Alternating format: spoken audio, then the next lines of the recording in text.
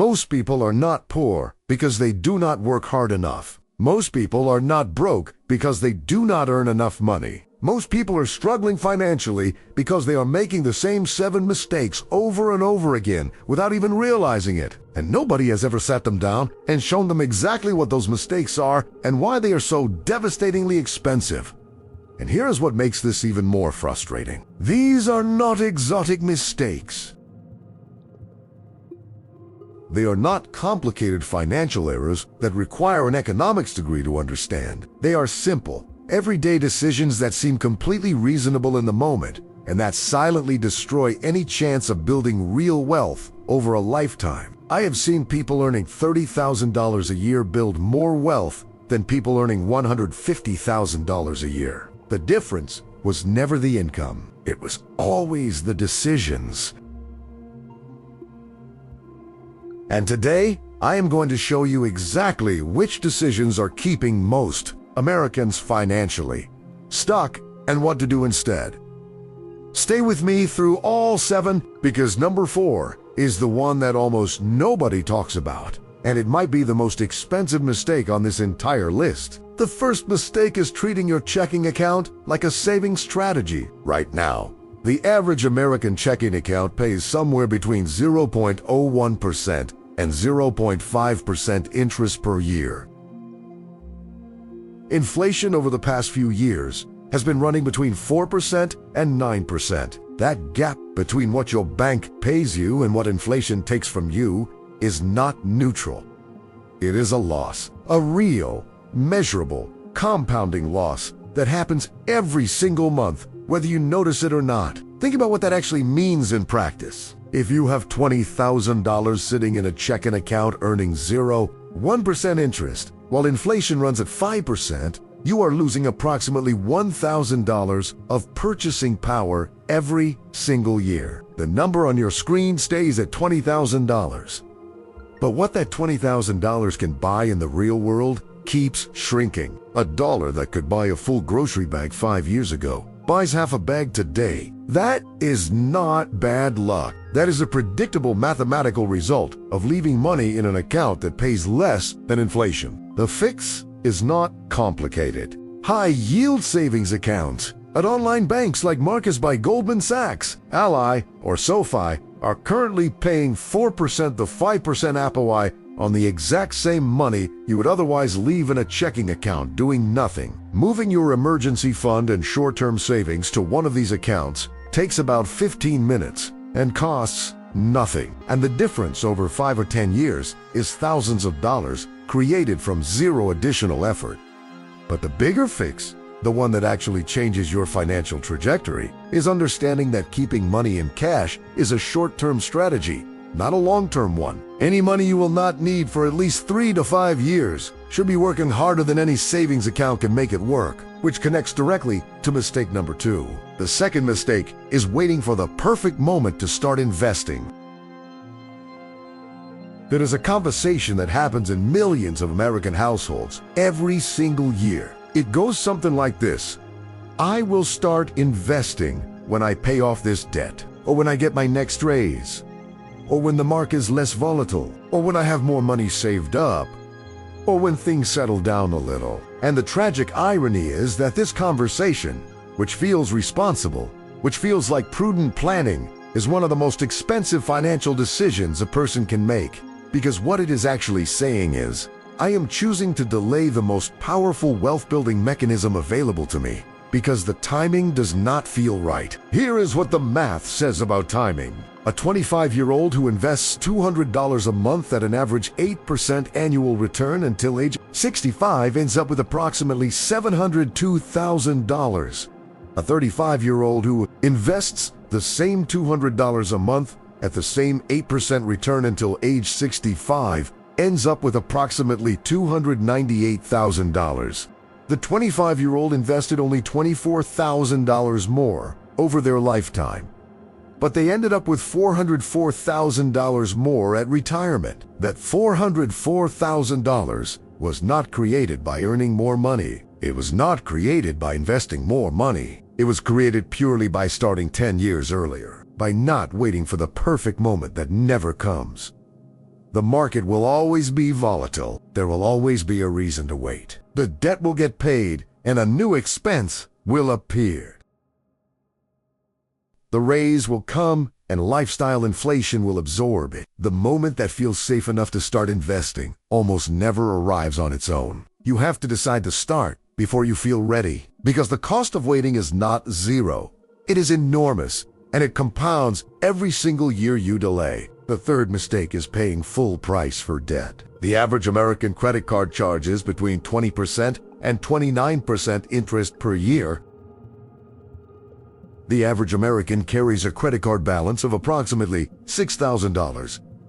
At 24% AP, that $6,000 balance costs roughly $1,440 per year in interest alone. Money that evaporates completely, that builds no asset, that generates no return, that does absolutely nothing for your financial future, except guarantee that you will be poorer next year than you are today. But here's the part that most people never fully confront, that $1,440 per year in interest is not just $1,440 lost, it is $1,440 that cannot be invested. At 8% annual return over 30 years, $1,440 per year invested consistently becomes approximately $176,000.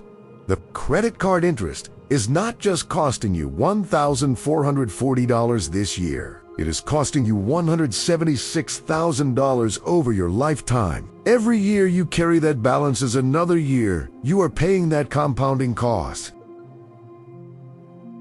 And yet millions of Americans carry credit card balances month after month, year after year, paying minimum payments that barely cover the interest while simultaneously trying to build wealth through investing. This is financial self-sabotage. You cannot out-invest a 24% interest rate. No reasonable investment strategy reliably returns 24% per year.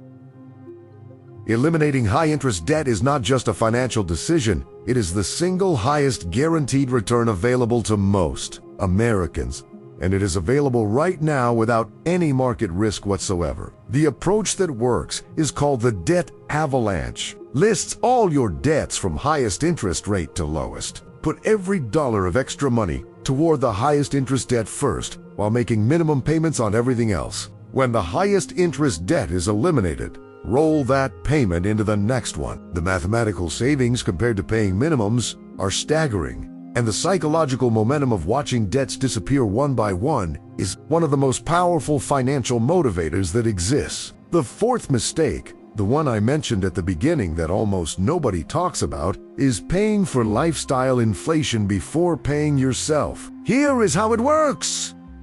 You get a raise, maybe it is $5,000 a year. Maybe $10,000. The money hits your account, and within 3 to 6 months, your lifestyle has expanded to absorb it. A nicer apartment, a newer car, better restaurants, more subscriptions, more stuff. And a year later, you are not saving any more than you were before the raise, because every dollar of the increase has been redirected into a higher cost of living. This pattern is so common, so universal, so automatic for most people that economists have a name for it: lifestyle inflation. And it is a silent killer of wealth building for the American middle class, because the mathematics of wealth creation do not require a high income. They require a consistent gap between what you earn and what you spend, a gap that gets invested and allowed to compound over time. The person who earns $60,000 and saves 20% of it will build more wealth over a lifetime than the person who earns $120,000 and saves 5% of it. The fix is a concept called paying yourself first before you pay rent, before you pay utilities, before you pay for anything else. You automatically transfer a fixed percentage of every paycheck into your investment account, not whatever's left over at the end of the month. A fixed percentage transferred automatically before the money has a chance to become lifestyle. When you do this, lifestyle inflation becomes impossible because the money was never available to inflate into. You automatically live on what remains. And what gets invested keeps compounding, raise after raise, year after year, silently building wealth in the background of your life. The fifth mistake is having no emergency fund or having one that is too small. This mistake is particularly insidious because its consequences are not felt during normal times. Everything seems fine. You are employed, the bills are getting paid. Life is stable, and then it is not. The car breaks down, the medical bill arrives, the job disappears. And without an emergency fund, the only options are credit card debt at 24% interest, a personal loan, borrowing from family, or liquidating investments at exactly the wrong time. Each of those options is financially devastating in its own way. Credit card debt at 24% compounds against you from the first day. Liquidating investments during a crisis means selling low, the exact opposite of what you want to do. And the emotional stress of financial fragility creates a psychological state that leads to even worse financial decisions over time. The standard advice is 3 to 6 months of expenses in an emergency fund. That is a reasonable baseline for normal personal disruptions. But for anyone who has watched what happens to people during recessions, where finding a new job can take 6 months to a year, 6 months feels more like the minimum than the target. 12 months of essential expenses in a high-yield savings account is not paranoia. It is the kind of financial cushion that allows you to make calm, strategic decisions during the exact moments when most people are making panicked, expensive ones. The sixth mistake is trusting financial advice from people who are paid to sell you something. This one is uncomfortable because it requires questioning institutions and professionals that most people have been taught to trust. But the reality of how the financial advisory industry works in America is something every financially literate person needs to understand. The majority of financial advisors in America operate under what is called a suitability standard, not a fiduciary standard. Under a suitability standard, an advisor is only required to recommend products that are suitable for you, not necessarily the best option, not the most cost-effective, not the one with the lowest fees, just suitable, which means they can legally recommend a product that pays them a higher commission over a product that would serve you better, as long as they can argue the product was not completely inappropriate for your situation.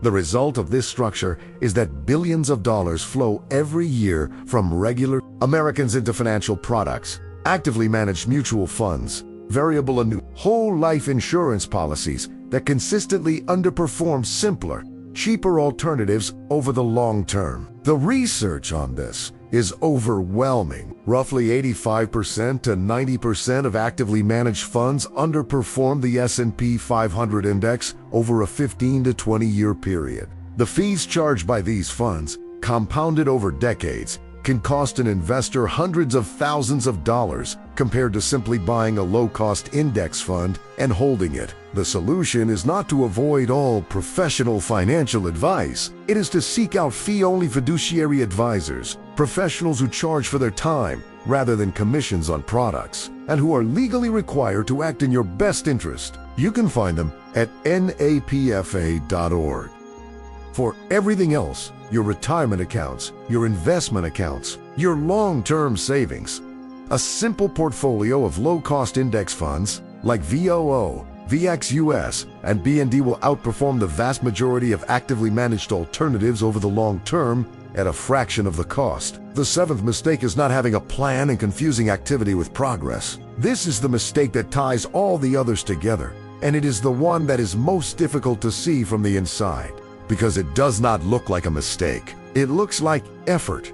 It looks like engagement. It looks like someone who cares about their financial future. The person who checks their investment account every day, moves money between funds based on what the market is doing, reads every financial news article, listens to every podcast, and yet never sits down to write out a clear, simple, long-term financial plan.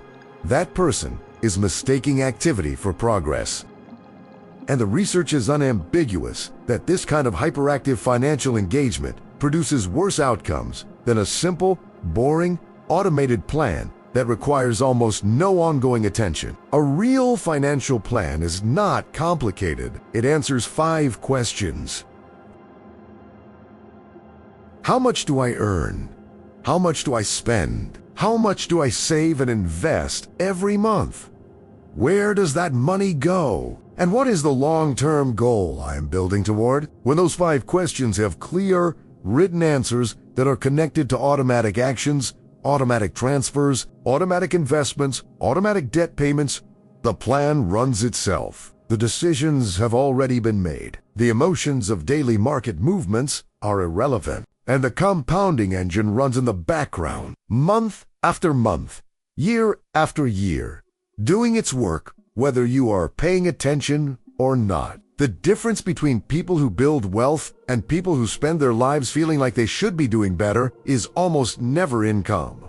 It is almost never luck. It is almost never timing. It is the presence or absence of a simple, consistent, automated financial plan that removes emotion from the equation and lets the mathematics of compounding do what it was designed to do. So let us bring all 7 together. Mistake 1. Leaving money in accounts that pay less than inflation. Fix it by moving to a high-yield savings account and investing long-term money in index funds. Mistake 2. Waiting for the perfect moment to start investing. Fix it by starting today with whatever you have, because time in the market always beats time in the market. Mistake 3. Paying full price for high-interest debt. Fix it with the debt avalanche and eliminating the highest interest balances first. Mistake for letting lifestyle inflation absorb every raise. Fix it by paying yourself first with automatic transfers before the money becomes lifestyle. Mistake 5. Having no emergency fund or one that is too small. Fix it by building 6 to 12 months of essential expenses in a high-yield savings account. Mistake 6. Trusting advice from people paid to sell you something. Fix it by seeking fee-only fiduciary advisors and using low-cost index funds for long-term investing. Mistake 7. Confusing activity with progress. Fix it by building a simple, automated financial plan with clear answers to 5 questions and letting it run. None of these fixes require a high income. None require financial genius. None require lucky timing or special connections. They require understanding which mistakes you are making and making the decision to stop making them. That decision is available to you right now. Today, with whatever you have. If this video gave you a clearer picture of what has been holding your finances back, hit that like button and subscribe. We post every single week with content that actually changes the way you think about money. And drop a comment below. Which of these 7 mistakes hit closest to home for you? I read every single one. See you in the next one.